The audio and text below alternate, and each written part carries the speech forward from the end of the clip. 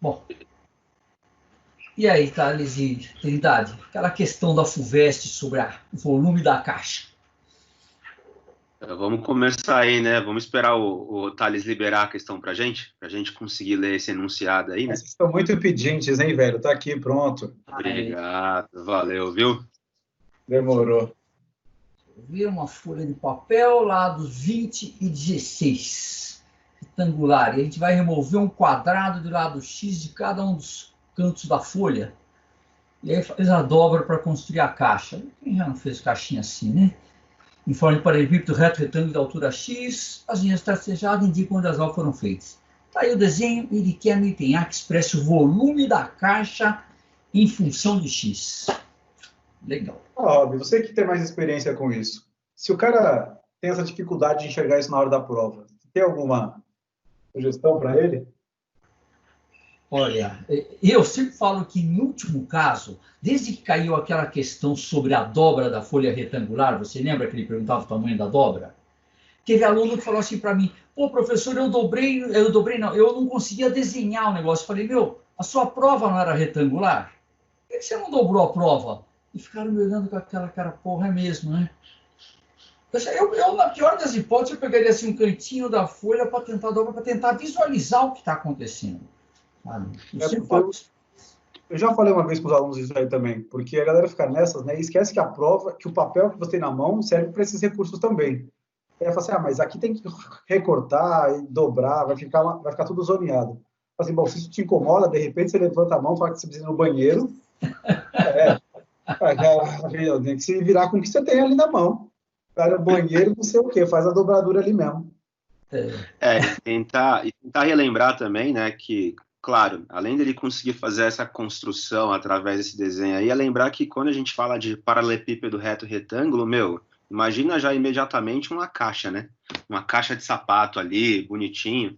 E aí, a partir disso, tenta tirar alguma conclusão. Acho que, de repente, esse é um dos caminhos.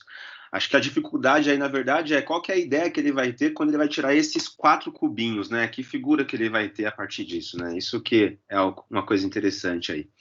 Mas vamos lá, Thales. Então, aí, na tentativa de deixar um pouco mais claro, né, porque às vezes a pessoa tem que ter esse contato inicial, acabei fazendo aqui uma pequena ilustração para ficar um pouco mais visual. Então, não sei se vocês estão vendo aqui, está compartilhando com vocês a tela do GeoGebra? Sim. Então, aqui eu estou pegando a caixa, né, eu posso aqui alterar o tamanho do corte, deixando bem claro que esses 4 cantos aqui são quadrados de lado X, eu posso aumentar ou diminuir isso. O fato é, aqui eu estou fazendo a figura plana e aqui eu vou fazer a figura espacial à direita. Então, ao cortar isso, eu fico com essas regiões aqui, eu consigo fazer esse tipo de dobra aqui para formar essa caixa. Ficou fantástico isso. Thales é o rei da tecnologia. Fala sério, hein? Brilhante. Isso que dá. Então, se quiser fazer o mais fininho aqui, ó, a gente faz assim também. Corta aqui e faz essa caixa em um formato um pouco diferente. Isso é legal. A visualização, né? Uma coisa que a pessoa às vezes não demora para enxergar. Pô, estou variando isso. O que está variando? Poxa, está variando tudo. Está variando comprimento, largura e altura. Se essas 3 coisas variam, me parece lógico que o volume, que depende das 3, vai variar. Sim, perfeito. Então, vamos escrever essa expressão aqui, né? Fazer o item A, porque é uma questão que eu acho legal, que ela acaba juntando várias áreas da matemática, né? Perfeito. Então, para o item A, então, expresse o volume da caixa em função de X. É uma coisa interessante, né, que a questão é volume, que é um conceito tranquilo, né, a área da base vezes a altura, só que a grande sacada está, de fato, aí em quais são as dimensões da base e quais são as dimensões da altura que ele vai ter, né, então esse plano visual ele precisa ter aí, com certeza, né. Dimensionamento da figura, né? Exato.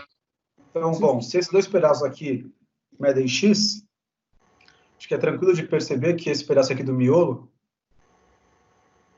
e aqui falta a coordenação motora, né? Assim. Esse 20 menos 2x, perfeito. Perfeito. E da mesma maneira, esse outro pedaço de cá vai valer quanto?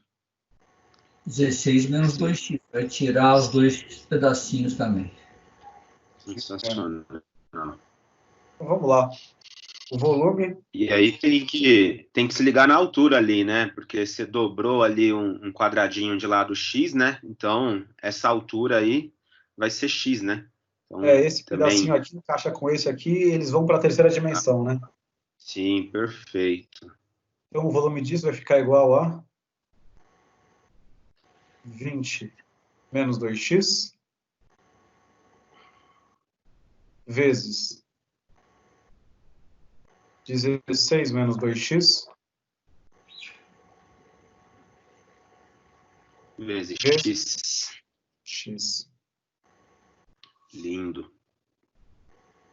Aí uma pergunta, Rob. Isso aqui resolve o DNA? Sabia que você ia perguntar. Não, deixa do jeito que tá. Só pediu, expresse o volume da caixa em função de X. Pode parar aí a resposta. Inclusive, esse jeito é o jeito mais bonito de deixar, né? Que é a forma fatorada da expressão inteira, né? Já está como um produto bonitinho. Daria até para colocar o 2 e o. Dá para colocar o 2 em evidência nesses dois parênteses aí para ficar mais bonito ainda, mas acho que assim já está ok, né? Precisa Eu tô ali com brincar o Rob com nada. porque uma vez tive essa discussão com o Rob, né? Que os alunos viram e mexem, pegam essa expressão e têm a necessidade de sair fazendo distributiva. Como se não houvesse amanhã. Nós tivemos essa discussão numa aula que a gente deu juntos, os dois na sala, lembra? Pode crer. Foi no final do ano passado, inclusive. Foi. Exatamente. E corre isso do cara fazer distributivo e errar ainda, né? Isso que é o pior, né? Agora, então, o que é legal na expressão fatorada é que não faz parte do exercício, né? Mas se o aluno, por exemplo, quisesse estudar o sinal dessa função, tá pronto ali, né? Seria ideal, né? Seria perfeito. Pode crer. Que E aí é você o... falou, Trindade, eu concordo com você. O cara fez isso, tá tudo certo, mas faz a distributiva e erra. E aí você tinha uma questão que estava certa e ela passou a ficar errada. Poxa, para que esse desperdício todo? Sem falar que ele está perdendo tempo, né, para fazer outras questões, né, também. Então precisa tomar esse cuidado, né? Às vezes não. Expressa o volume da caixa em função de X, acabou, é isso aí. Não fica tentando inventar a roda, porque é mais arriscado, né? Exatamente. Bom, entender então, vamos lá. Então, determine o conjunto dos valores de X para os quais o volume da caixa é maior ou igual a 384 centímetros cúbicos. Então, aí não tem segredo, né? É só fazer esse volume ser maior ou igual a 384, certo? Perfeito. Maior ou igual a 384, tá bom. Exato. Agora... E aí?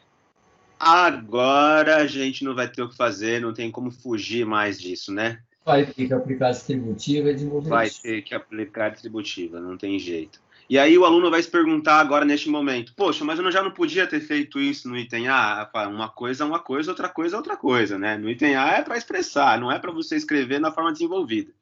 No item B não vai ter o que fazer. Para resolver isso vai ter que ser maior ou igual a 384. Então, vamos lá. Vamos lá. Esse vezes esse aqui dá 320 menos. Vai conferindo a conta, hein, gente? Pelo amor de Jeová. 40x. Não dá para errar aqui, não, velho. O negócio está sendo gravado, vai ficar feio para todo mundo. Estou só conferindo. Mas... Tá aqui, olha a pressa, olha o desespero. Essa galera é fogo, velho. Maior ou igual a 364. Tá bom, então vai ficar... de x x. ao cubo. Já colocando aqui em ordem de crescente de potência, 4x ao cubo, menos 40x com menos 32 vai dar menos 72x. Menos 72x quadrado. Quadrado. Mais 320x. Menos 384. Acho que seria interessante dividir tudo por 4 isso aí, né, não? Você acha interessante, é? Eu gosto. Eu, inclusive, já ter feito antes, né? Tá bom. Vamos lá, vai. X ao cubo, aqui vai ficar... 18x quadrado. 80x. 90 aí? 2, né? Não. Não, 6 dá 26. 24, 96. Agora tá certo. Maior igual a zero. Agora é que é um negócio legal de se ver, hein? Bonito. Pô, tem uma inequação do terceiro grau. Eita, lasquinha. Bom, na minha opinião, aí o segredo é achar as raízes e estudar o sinal, né? A brincadeira vai ser essa. A questão aí desse polinômio aí, né? Na verdade, é como que a gente pode achar essas raízes aí, né? E aí tem alguns caminhos aí que são possíveis. Enfim, Rob, dê ideias aí. Olha, eu sempre falo para os alunos, pô, a ideia é tentar faturar, mas ele, olhando assim, ele não tem uma faturação fácil, não dá para tentar forçar. Sempre tem algum aluno que me pergunta, pô, mas se eu conseguir for tentando? Perfeito, sabe? A gente consegue. Dá para fazer Vai ter uma iluminação divina, né? Ah, eu fechei o olho, baixou o Gauss na minha pessoa e eu consegui fazer o exercício. Exato. Qual a chance disso acontecer? É isso, cara. O aluno consegue fatorar fazendo umas mágicas. Eu falo, eu desmembrei esse 80x. Tudo bem, aí ele não enxergou uma saída. Eu vejo um polinômio desse, eu já de cara penso em pesquisa de raízes racionais, cara. Sabe por quê? Sabe, é uma questão de FUVEST. A probabilidade de uma das raízes ser um número inteiro bonitinho é muito grande. Na verdade, quando eu falo disso, eu costumo sempre falar para os caras, a gente tem aquela regrinha, né, para ver se 1 é raiz, que é a soma dos coeficientes, a do menos 1, uma ideia similar. E eu falo para eles tentarem ter o 2 e o menos 2. Eu já falo nessa daí, já falo assim, nem testa as negativas, porque esse x é uma dimensão. Então. Eles falam assim, Exato, não, né? já falo assim, ó, tenta logo. Isso, não é raiz, testa o 2, 3. Bom, se é para testar 1, vamos lá. 1, se a gente trocar o x por 1 aqui, ficaria 1 menos 18 mais 80 menos 96. Essa soma não dá zero, então já zoou tudo. Então, por 1 não dá certo. A gente tentaria o quê agora? Tentaria o 2. Então, vamos tentar o número 2 aqui, vai. Uma coisa interessante também, não sei se compensa bastante também, é o cara perceber por que a gente está testando esse 2, esse 4, etc, né? Que no fundo são os divisores aí desse número 96, né? Então, o aluno ter essa noção de que a gente está testando os números que são os divisores de 96 também é bacana, né? Sim. O Thales ele travou. No caso aí, como o coeficiente do determinante do x ao cubo é 1, as possíveis raízes racionais são todos os divisores de 96. Exato. Acho que o Thales ele travou, hein, meu?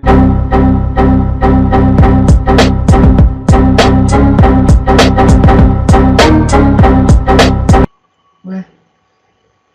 Foi mesmo. Thales travou. Daqui a pouco ele volta. Do Thales, olha. Hã? Deu tela azul.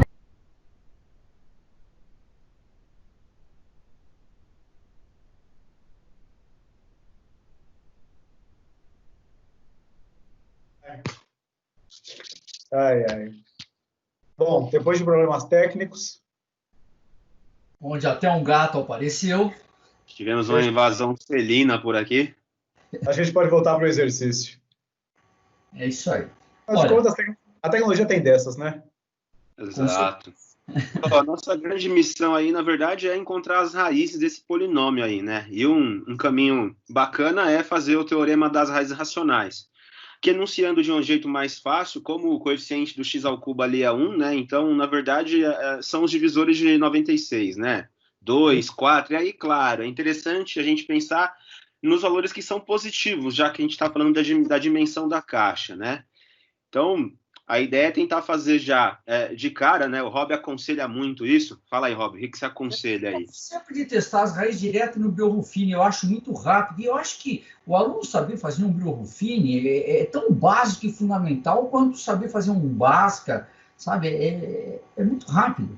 Então eu testo direto sempre no Bioruffine e eu ainda brinco, faz uma associação de Bioruffine paralela. Eu traço, põe os coeficientes, traço, é isso aí. Vou pôr um embaixo do outro. Não deu certo, eu risco a linha que não deu e vou para outro. Ou seja, vai fazendo o Bioruffine até dar zero em algum momento ali, né? E acabou. Exatamente. Então, vamos lá. Valor para começar, então? Qual que vocês começariam, então? Bom, o 1 a gente já Dois, sabe, né? porque a soma dos coeficientes não é zero. Um já dá bosta, então vamos pro 2 direto. Vamos dar o quê? O que é? Dá ruim, né? Entendi. Dá bola. Desculpa. Pelo amor de Deus. Tá bom, tá bom, tá bom. Tá bom. Desculpa a falta de decoro. Falta de tempo, tá, viu? Vai, caramba, vamos lá.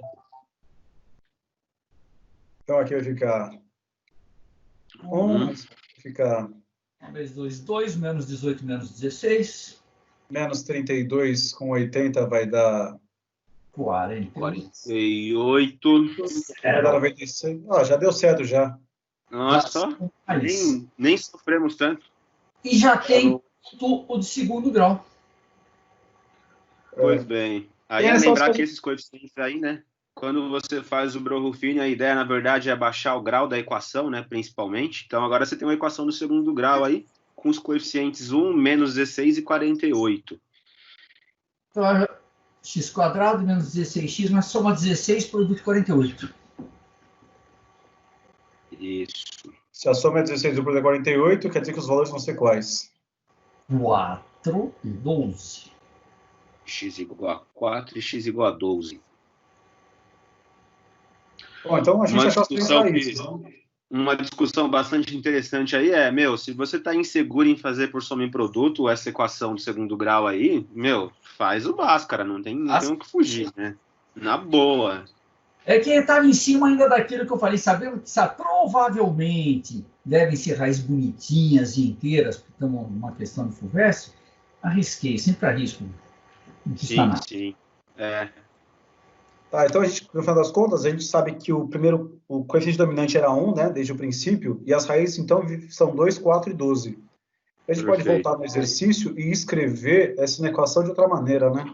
Sim. Escrever na sua forma fatorada, né, mais elegante. Mais elegante, isso. Mais clean. X menos 2, X menos 4, X menos 12. Isso tem que ser maior ou igual a 0. Tá bom, e aí? Vou falar o que eu gosto nessa hora, tá? Eu sempre comento com os alunos, a gente sabe que essa função, uma função contínua, ela só pode trocar de sinal, ou seja, mudar de positivo para negativo, ou de negativo para positivo, passando pelo zero. É impossível uma função contínua ter uma mudança de sinal sem passar pelo zero, ou seja, sem passar por uma de suas raízes. Eu já sei que as raízes são 2, 4 e 12. Eu já coloco no eixo, coloco as três raízes. Em ordem crescente, né? Importante. Perfeito, bonitinho. E aí vai ficar fácil. Primeiro, eu sei que o x tem que ser maior que 0. Eu vou testar um número entre 0 e 2. Ou podia testar até o próprio 0.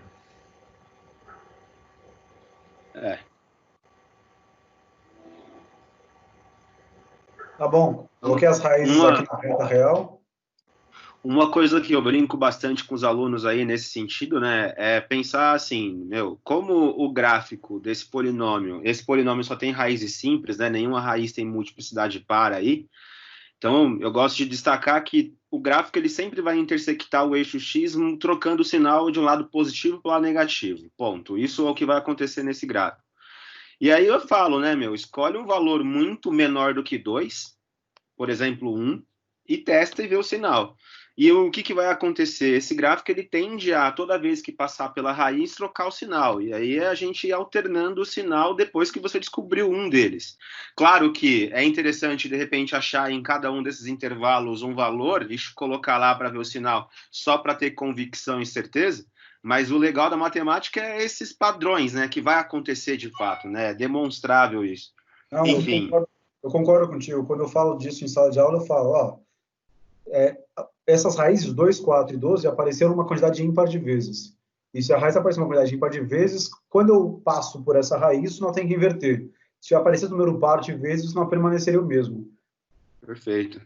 Inclusive, quando eu faço estudo de sinal de função, eu mostro para eles o porquê disso. Eu mostro se a raiz tinha uma multiplicidade par. Vamos supor que a raiz 2 fosse uma raiz tripla, nem par, uma multiplicidade ímpar. apareceria o fator x menos 2 três vezes, x menos 2 ao cubo, e mostraria para eles por que nessa raiz mudaria de sinal. E se fosse uma raiz multiplicada de par, o 2 tivesse multiplicado de 2, por exemplo, seria um x menos 2 ao quadrado. É legal essa discussão. Agora, tem aluno que não viu desse jeito, mesmo nesse caso, fica fácil ele ver aqui o seguinte: se ele pegar um número menor do que 2, 1, o primeiro fator desse produto é negativo, o segundo fator é negativo, o terceiro fator é negativo, menos vezes menos, mais vezes menos menos. Portanto, antes do 2 é negativo. Dá para ele fazer isso para cada um, se ele não tiver essa segurança. Ah, olha, eu não tenho medo de ir trocando sinal. Tá bom, entre 2 e 4, pega 3. O primeiro fator é positivo, o segundo e o terceiro fator negativo. Vai dar mais vezes menos, positivo. E pronto. Está lá o estudo do sinal. Exato. É claro que também a gente não pode ignorar o fato de que ele pode fazer isso, e aí não é muito aconselhável, mas ele pode, né, fazer isso também, que é estudar o sinal de cada uma das três funções ali, né, x menos 2, x menos 4, x menos 12, e fazer o estudo da intersecção das três. É um trabalho um pouco maior, né? Esse negócio de fazer o varal é sempre um pouco mais desgastante, mas sempre funciona também, né? Sim. E o aluno vê passo a passo o que está acontecendo, por que mudaram o sinal. Eu acho honestamente, em inequações produto e quociente, ou em inequações geral, eu acho que o aluno dominar o estudo do sinal é super importante, é uma coisa que vale a pena sempre ele investir. E, é legal fazer no varal, é legal aprender todos. Quando você tem conhecimento mais amplo, você tem a opção da escolha. Exato.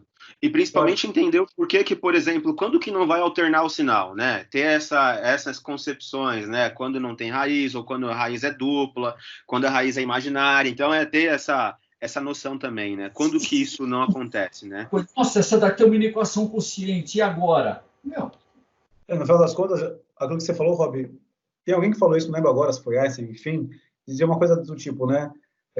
Falta de tempo é o que a gente fala quando tem falta de métodos. Então é isso, você conhece vários jeitos diferentes, tem hora que vai ser melhor de um jeito, hora melhor do outro, aí você vai ganhando agilidade nessas resoluções todas. Perfeito. Perfeito. Agora, nessa questão em particular, porque a gente olha para esse estudo de sinal, e bom, a gente quer maior ou igual a zero, se é maior ou igual a zero, o que interessa para a gente é essa região aqui, né? Entre o 2 e o 4. Entre 2 e o 4? Ou agora é que tem que tomar um cuidado. Então. Só que aí tem que lembrar que essa é uma questão que junta a geometria com a álgebra, né? Então tem uma condição de existência que a gente tem que levar em consideração aqui. Ou seja, o domínio daquela função volume, tá? Como nenhuma das três dimensões pode ser negativa, o aluno podia ter olhado ali em cima e ver, por exemplo, que se para 20 menos 2x ser maior que zero, o 16 menos 2x ser maior que zero, e o x maior que zero, ele conseguiria rapidamente ver o domínio dessa função, né? Então, e aí, de fato, pelo desenho e pela situação do problema, se eu pegasse um x maior ou igual a 12, vai pegar o 12, por exemplo. Se o x fosse igual a 12, a gente teria aqui um número negativo. Estaria menos 4 ali, né? Não faria muito sentido, né? Então, já descarta. Na verdade, então, qual vai ser a resposta desse item B? O x entre 2 e 4, incluindo 2 e incluindo 4. Um intervalo fechado de 2 a 4. Exato. Bonito. Posso escrever assim, Rob? Perfeito, deve. Você fala, a opção da resposta sempre é do candidato. Quer escrever na forma de sentença? Outro jeito você escreveria isso, então, Trindade? Eu escreveria através da linguagem de conjuntos mesmo, né? Que a x pertence a R, o x maior ou igual a 2, menor ou igual a 4. Também seria um caminho aí, né? Não, justíssimo. Então, só deixar aqui, né? Porque cada um escreve de um jeito. Isso. X pertence a R, tal que x é algo entre 2 e 4. 2 e 4. Lindo, lindo. Deixa eu fazer uma pergunta. Manda. E se o aluno, na hora, não lembra de nenhuma dessas duas formas e ele escrever em linguagem coloquial? Escrever exatamente assim. Porque ele fala, determine o conjunto dos valores de x. Ele coloca lá a chave, é o conjunto de todos os números reais compreendidos entre 2 e 4, incluindo 2 e incluindo 4. Está errado? Não, não está errado. A questão não especificou como é que você tem que determinar isso. Se está determinado, a gente volta na questão anterior, no item anterior, né? Expressamos. A forma que você expressou, tanto faz. Determinou, então já era. É a minha visão. É a minha também. Eu acho que os vestibulares não vão dar errado. Mas o cara respondeu, porque matematicamente não está errado a linguagem coloquial. Sim. E vale destacar... E vale destacar uma coisa também, né? Que por mais que os examinadores, eles pareçam monstros e etc., mas eles são orientados a sempre estar ajudando o aluno, né? Então, a gente tem esse desespero porque, de repente, eles fazem questões muito elaboradas e exigem um pouco mais raciocínio, mas na hora da correção em si, eles estão ali orientados a ajudar o máximo que eles puderem. Então, se você escreveu a linguagem matemática ali, ou como não está determinado que é para você escrever realmente linguagem matemática, expresse, determine, etc., eu acho que não teria problema nenhum ele escrever em... Eu sempre falo que é bom saber todos esses métodos de escrita, porque, eventualmente, numa prova, principalmente de múltipla escolha, e a alternativa vem de uma forma, não vem de outra, você tem que saber trabalhar com essa mudança de linguagem. Essa é a necessidade de conhecer todas as maneiras de escrever, né? Vale destacar um ponto, né? Em uma das questões da primeira fase da Unesp aí, ela colocou as alternativas como uma reta numérica, por exemplo, né? Era para determinar o intervalo e tal. Então, enfim, da mesma forma que você pode escrever como intervalo, como um conjunto, mas também como reta numérica também, né? Responder que, inclusive, graficamente, a questão é a reta de cima, né? Responder graficamente, pode crer. Exato. Legal. Bom, acho que sobre essa questão a gente explorou o máximo, né? Perfeito. Show. Bacana. Muito bom. Bom, então a gente se encontra então no próximo vídeo, é isso mesmo? Bom, professor Trindade, tudo certo? Tranquilo? Tudo tranquilo. Vamos aí agora para uma questão da Unifesp, né? A questão que caiu ano passado aí, uma questão muito interessante. Ele coloca lá, né, que as figuras indicam uma base superior. Só para começar, já deixar uma coisa clara, que essa questão caiu... Quando foi essa prova da Unifesp? 2020. Foi 2020. Dezembro, sexta-feira 13. Dezembro, sexta-feira 13. Só para a galera já chegar na prova assim, com aquele sentimento de tranquilidade. O pessoal fica mais tranquilo com dias assim, né? Dias comemorativos, tipo Dia dos Namorados, sexta-feira 13, é tudo muito parecido. Tem que fazer prova tudo nesses dias mesmo, que é muito melhor. A galera fica com outro estado de espírito. Com certeza. A relação do povo. A prova apavorado. A gente está dando esse tempo aqui, pessoal, para que o Rob consiga pensar mais na questão, porque ele vai resolver sozinho aí, então, por isso que a gente está enrolando aqui. Vai lá, Trindade, desculpa ter te interrompido. Então, as figuras indicam em vista superior duas caixas reto-retangulares. A caixa 1 possui bolas verdes idênticas ao longo de toda a área da sua base, sem superposição e sem espaço entre elas. A caixa 2 possui bolas azuis idênticas ao longo de todo o seu contorno interno, sem superposição, e sem espaço entre elas. Então, tem aí a caixa 1, a caixa 2, né? Aí, o item A, vamos fazer o item A inicialmente aí. Admita que a caixa 1 tenha 1.591 bolinhas. Que número sensacional.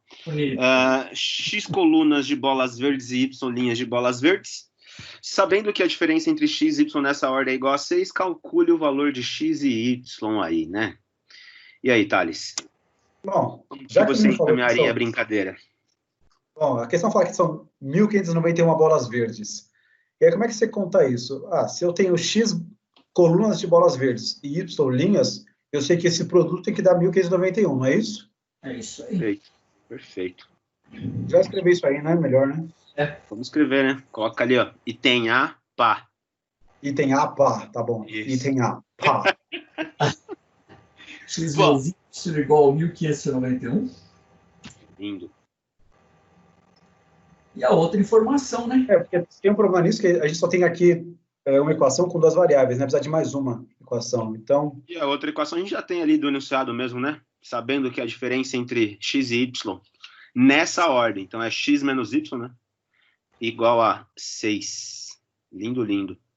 questãozinha. O item A dessa questão do Unifesp, né? Uma coisa bonitinha, criativa, né? E como o Thales já falou uma vez, uma questão honesta, né, cara? Olha. Tipo, o aluno que está bem preparado, ele pode achar que o enunciado é comprido e coisa e tal, mas a estratégia de resolução é tranquila. Nossa, ele fez isso aí, já está tudo na cabeça dele, já sabe o que vai acontecer. Um detalhe bastante interessante nessa questão aí é que é claro que a gente tinha que pensar em diferenças, que os números vão dar 6 e o produto dará 1591. Mas como x e y são números de colunas e número de linhas, esses números são inteiros, né? Então, certamente, por mais que apareça um número feio ali, os números vão ser bonitinhos, né? X e y, vão ter raízes inteiras aí, né? Isso é uma vantagem bem interessante aí. Ficar com coragem de encarar se ele for fazer algebricamente. Exato. Então, isso aí. Bom, então, acho melhor a gente isolar o X e substituir na de cima, né? Me parece mais estratégico. Beleza. Se isolar o X ou o Y é questão de gosto. Não, eu digo porque tem gente que prefere isolar na linha de cima, né? Ô, louco! Na hora do vamos ver, a galera fala assim, tô desesperado, tô confuso, não sei o que eu faço. Vai o que vai mesmo e tá tudo certo. E, por exemplo, e se o cara quiser fazer pelo método da inspeção, então? É uma prova escrita. Ele pode, mas corre o risco. É aquela coisa, né, meu? Você não consegue, não vem na sua cabeça direto um produto de 2 números que vai dar 1591. Não é algo automático, né, cara? Não é a mesma coisa que 5 vezes 4, que vai dar 20. Não é igual, é diferente um pouco. Mas, enfim, é possível, mas não é aconselhável. Pois é, aí vem o detalhe. O aluno chega nessa equação do segundo grau. Qual é o sentimento que... Sim. Cara, pô. Sabe o que eu faria aí? Eu faria um negócio que eu aprendi com o Rob, cara. Eu jogaria esse 1591 pro lado direito e completaria quadrado, cara. Sério, porque vai ficar mais fácil se você completar quadrado, sabia? Eu iria por esse caminho. O que você acha? Perfeito. Eu acho bom. Seria legal isso aí, né? Colocar igual a 1591 ali, ó, e aí perceber um trinômio do quadrado perfeito. Só que aí, para o cara perceber esse trinômio ali, ele precisava somar alguém ali do lado esquerdo, né? Sabe que você falou isso agora? Me lembra uma coisa, né? Porque a gente às vezes faz a equação do segundo grau com aqueles deltas que a galera costuma achar uma porcaria, fala assim, eu nunca vou enxergar isso, calcular a raiz disso aqui. E a gente até ensina métodos para tirar a raiz quadrada de números muito grandes, né, se a raiz for inteira. Mas pensando nessa estratégia de completar quadrados, acho até mais interessante. De verdade mesmo. Então, inclusive, geralmente no segundo membro da equação vai dar um quadrado perfeito bonitinho, né? Geralmente. Questões de vestibular, elas são bem pensadas. Invariavelmente vai acabar dando um número... São números inteiros aí, gente. Nesse caso em particular, então, para quem não está acostumado, a gente faz o que nessas horas, então? Vai.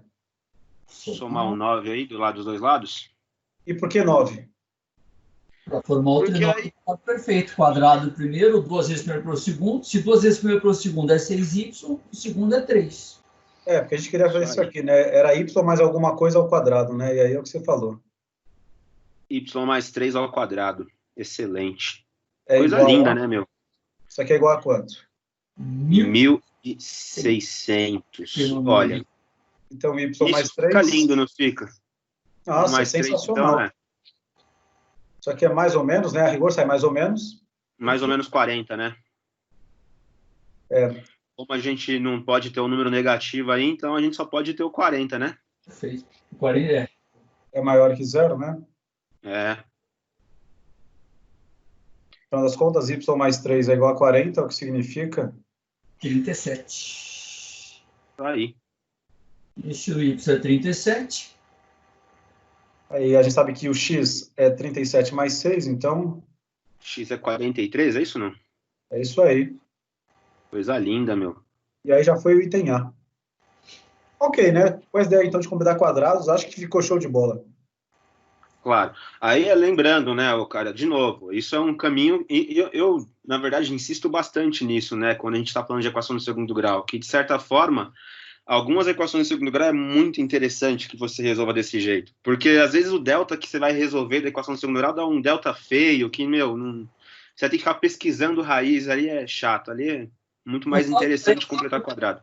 Quando o coeficiente do x quadrado é 1 e o do termo em x é par, nossa, isso aí geralmente dá bonitinho. E vai dar sucesso, né? Se acontece isso, não tem muito segredo, né? Eu acho legal, porque isso aqui brinca um pouco com aquelas primeiras aulas de álgebra, que a gente fala de produtos notáveis e coisa e tal. É muito legal quando aparece uma questão assim, né? Ah, A mais B ao quadrado, faz isso aí. Mas a questão é você perceber que esse tipo de recurso nos permite resolver várias questões de maneira mais simples. Aquelas aulas de técnicas algébricas, eu sempre comento com os alunos, não fica achando que isso aí que vai cair uma questão, sabe, que a gente ensina, por exemplo, a fatorar pelo simples e mórbido prazer de fatorar. É pelas aplicações de fatoração que tem, e esse raciocínio de olhar para uma expressão e conseguir perceber ali uma fatoração, facilita muito. Você ter essa habilidade aí de enxergar um trinômio do quadrado perfeito, ou às vezes até mesmo enxergar uma diferença de quadrados. Aqui, de certa forma, a diferença de quadrados é um pouco mais evidente às vezes, né? Sim. Mas você enxergar um trinômio quadrado perfeito é um negócio que é, uma ferramenta muito poderosa. Então é legal o pessoal tentar explorar bastante isso, né? E os agrupamentos também, às vezes enxergam os agrupamentos muito loucos. Exato. Essa semana eu resolvi uma questão de equação exponencial aí que recaía na equação do terceiro grau, que, foi super interessante a gente tentar desmembrar e fazer por agrupamento também. Isso é um caminho bem bacana, né? Bem legal. Vamos para o item B, então, Thales? Vai lá, então. Vamos lá. Item B. Admita que a caixa 2... Deixa eu comentar esse item B, Trindade. Oi? Tem uma coisa que eu queria comentar nesse item B. Você sabe que teve aluno que, por causa do item A, ficou influenciado e errou feio o item B? Puxa vida. Sabe o que é? Alguns alunos falaram que no item B, eles consideraram também que a caixa estava totalmente, que nem a outra. No item A, você vê a caixa 1 possui bolas de dente ao longo de toda a área da sua base. O cara foi para o item B e não percebeu que era ao longo de todo o seu contorno. Que é só o contorno, né? Ele colocou as bolas azuis no miolo também. Exatamente. E aí ele calculou a área da região inteira com essas bolinhas todas, né? Exatamente. Ele foi pela área, cara. Tem que ficar atento a essas coisas, né? Lembrar sempre que é isso, né? O item A e o item B, apesar de estar no mesmo enunciado, tem um enunciado comum, tem sempre algumas distinções, né? E aí, claro, cada prova tem sua estratégia diferente. A prova da Unicamp, o item A e o item B não se conversam. Na prova da FUVEST, o item B costuma ser necessário ter feito o item A anteriormente. Enfim, ficar ligeiro nessas coisas. E inclusive isso desencadeia numa outra discussão, né? Que é aquela discussão de se você tem um item que depende um do outro, poxa, se eu errar o item B e acertar o item C, uma coisa que dependia do item B, tipo, fazer o caminho certo, mas com o dado errado do item B, e aí? Ele considera, ele não considera? Isso é uma discussão interessante que a Unesp, inclusive, tenta evitar, por exemplo, né? Que eles basicamente eliminaram isso, né? Isso é bem legal, né? A Unicamp também, porque aquele negócio, eu estava na Unicamp uma vez, naquela palestra que eles fazem com professores para falar sobre isso. A questão é, tipo, bem ou mal, se o cara errou o item A e o B depende do A, poxa, se ele já errou o A, ele vai fatalmente errar o B também. E eu tô meio que punindo 2 vezes a pessoa pelo mesmo erro. E aí, tipo, poxa, é um tanto de sacanagem isso, né? Então, vamos fazer itens separados para não acontecer esse tipo de coisa.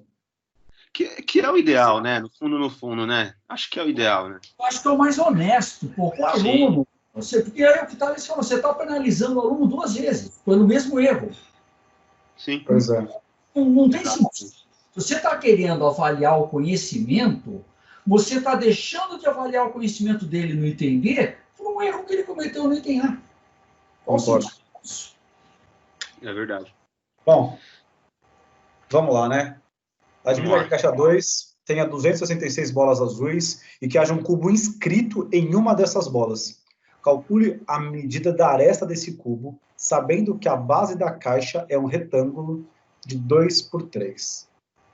Muito legal.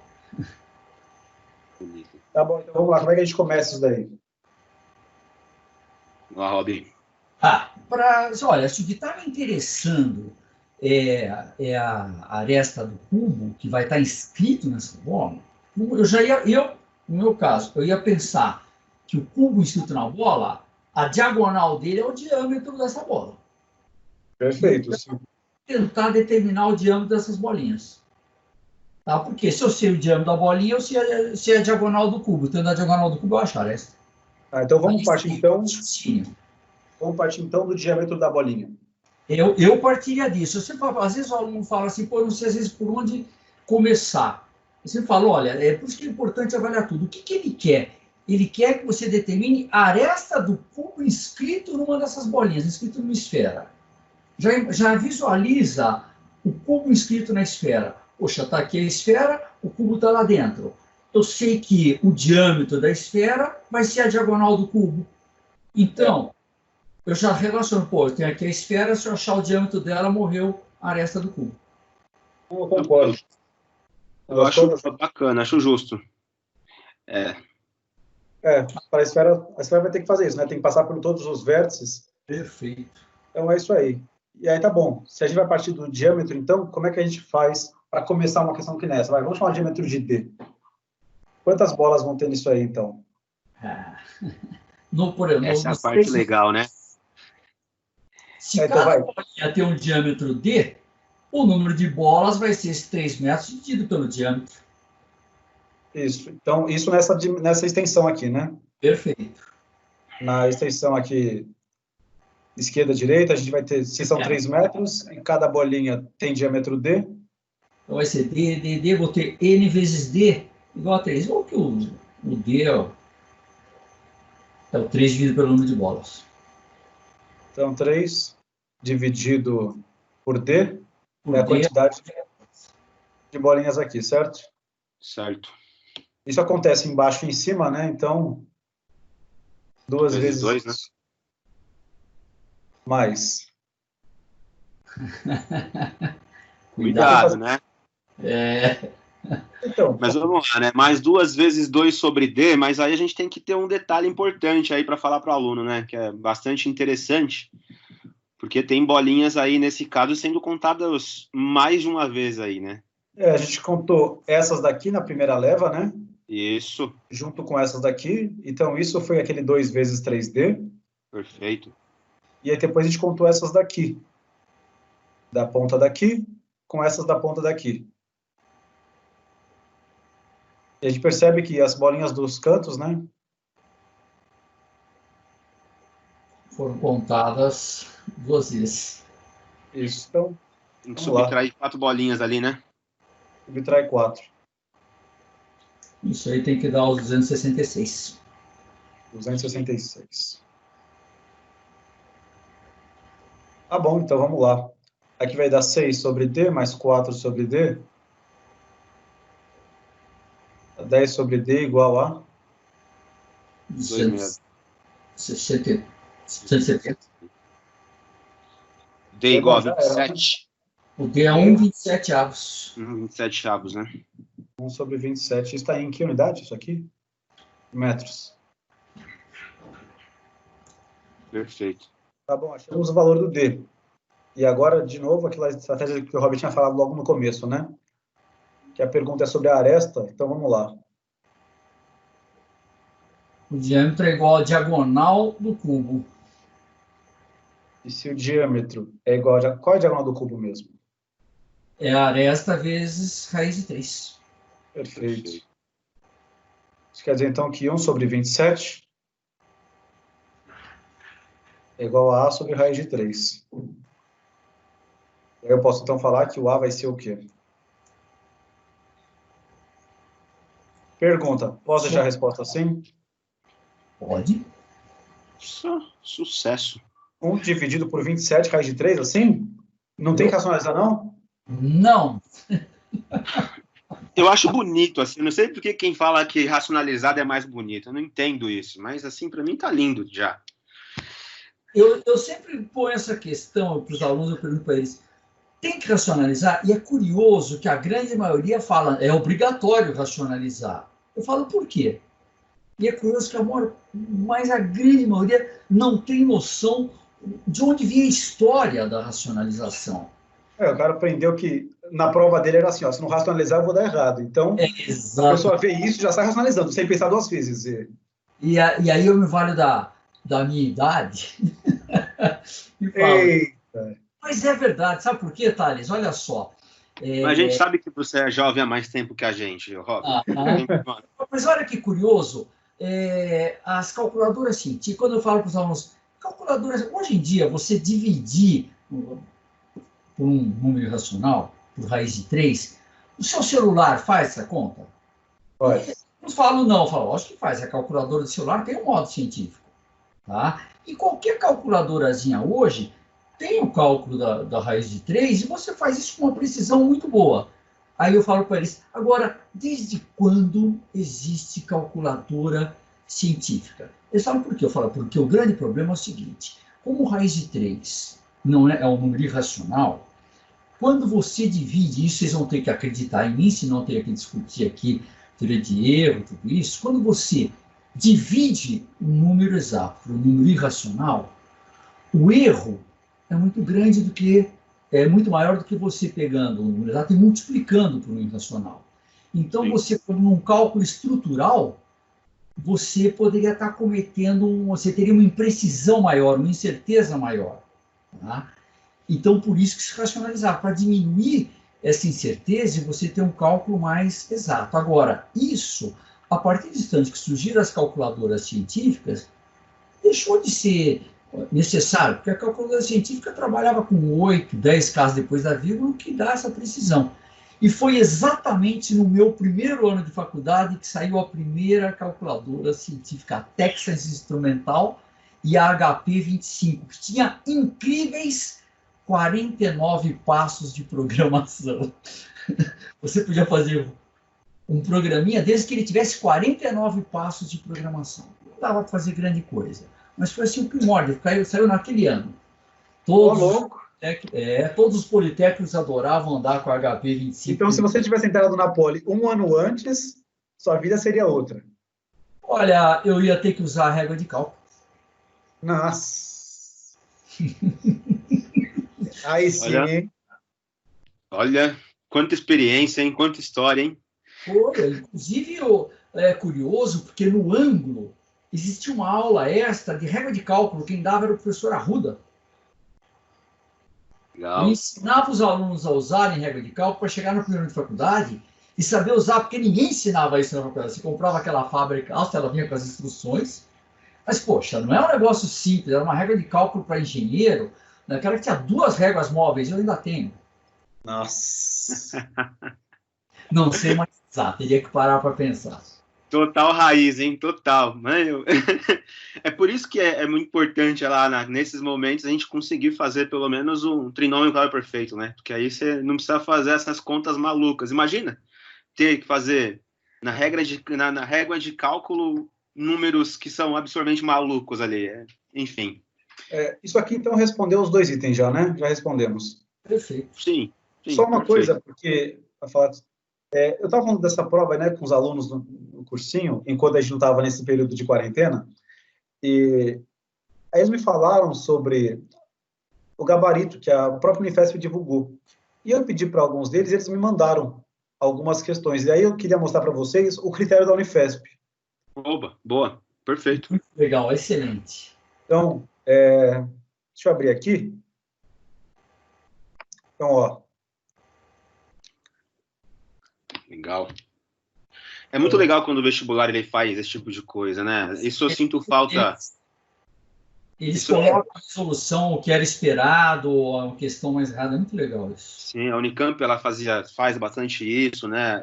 A FUVEST eu acho que ela peca nesse sentido aí, né? Não criticando a prova, obviamente, mas de deixar evidente o que você está, de fato, atribuindo como correto ou como errado, ou como certo, etc. Eu concordo com você. A prova da Unicamp, nesse quesito, eu acho ela muito mais transparente. Sempre. Os alunos, né, que querem estudar a partir das provas. Sim.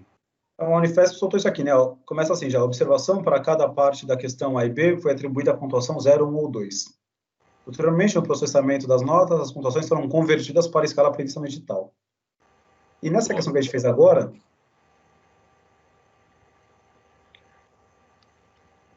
Isso não é público, né, Thales? Só os alunos que fizeram a prova recebem, é isso ou não? Isso, os que fizeram a prova têm, e aí, Show. bom, um deles pegou isso aqui e acabou mandando para mim. Show. Então, o item A está aqui, ó, a pontuação. Olha que legal, escrevendo corretamente o sistema, ou uma dessas equações aqui, você já tem um ponto. Ele já dá certo. Bacana, E mais um ponto, né, que cada item vale 2 pontos, né, 0, 1 ou 2, lembrando que não tem nota quebrada, né, então, de fato, são esses valores. E mais um ponto para terminar a questão corretamente. Tem que achar esse e esse valor. Ou seja, se o cara ele chegou na equação, mas, por exemplo, não lembrou lá do trinômio do quadrado perfeito, ou se ele não conseguiu resolver a equação por Bhaskara, etc., invariavelmente ele ainda ganha um ponto, né, cara? Isso é bem legal. É o critério de correção antiga, é exatamente o critério. Como é? E o item B, olha o que ele fala ainda no item A. Que a gente estava falando naquela hora. Por tentativa de acerto e erro, olha. Legal, né? É legal porque não é a gente falando, né? A própria prova da Unifesp está colocando isso. Ela está falando, olha, consideramos, foi aceita a resolução. Acabou.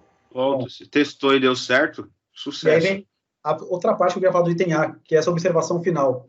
Questão com resposta direta, nota 0.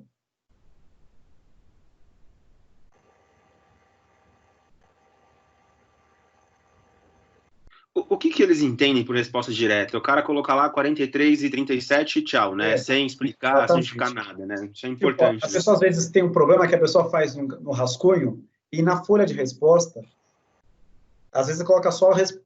Esquece de colocar o passo a passo. E é bom, ó, se fizer isso, se colocou só x43 e 37... Errado. Beleza. E aí, no item B... Ó, eles fazem um pouco diferente do que a gente caminhou. Calculando o valor, onde x é o número de bolas contidas em 1 metro. Ele fez pela dimensão, né? Direta ali, o total, né? Enfim. E aí, é aquele negócio também, né? Que, bom, a gente sabe que, principalmente quando a questão envolve um pouco de geometria, tem mais de uma maneira de encaminhar o exercício. Sim. E mesmo que não venha escrito no gabarito, na resolução deles, dessa outra forma, quando eles vão corrigir, a prova sempre passa por mais de uma pessoa para ter um nível, para não evitar qualquer tipo de problema, né? E eles avaliam suas resoluções diferentes dessas também.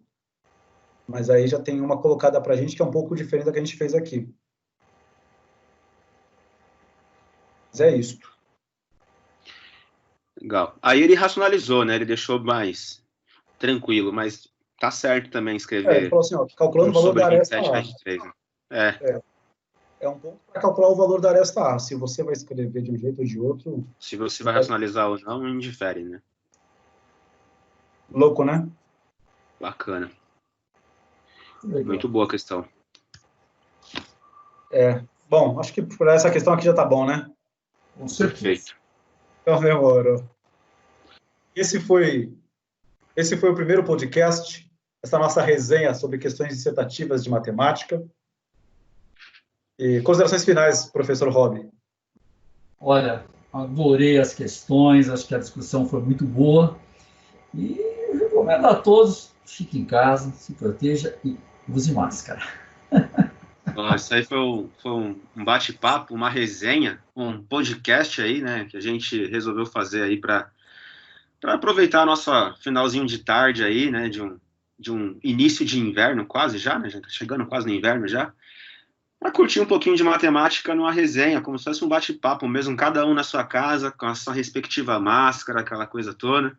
Então, cuidem aí da saúde, lavem as mãos e fiquem em casa. Não esqueça desse detalhe aí bastante importante. Exatamente. Beleza, pessoal?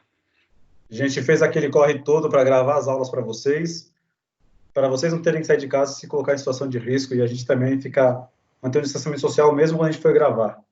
Então é importante que você fique em casa aí, e a gente se encontra então nos próximos vídeos.